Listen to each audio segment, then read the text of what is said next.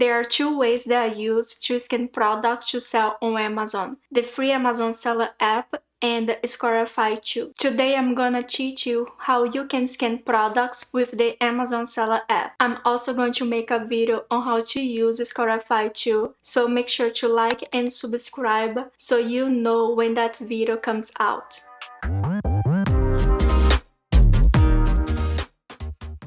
First, tap on your Amazon Seller app, then tap on the camera icon and point the camera to the barcode of the product. I'm going to scan this product that I bought from Goodwill for $3.99. Then I tap on the listing. The first thing that I want to see is the competition. So there are two offers, and one of them is selling FBA and the other is FBM. After that, I look if I can sell this product. That is a green check, which means I can sell this product on Amazon. Then I tap on the first tab. If you want to sell FBM, you should calculate your profit with the seller fulfilled. This is where you will ship your products directly to the customer. Amazon fulfilled is FBA, where we ship our products to Amazon warehouses, and Amazon does the picking, packing, and shipping for your orders. Products like this, I like to sell Amazon FBA. So in the Amazon fulfilled tab, you can see the lowest price. As you can see from this price and my buy cost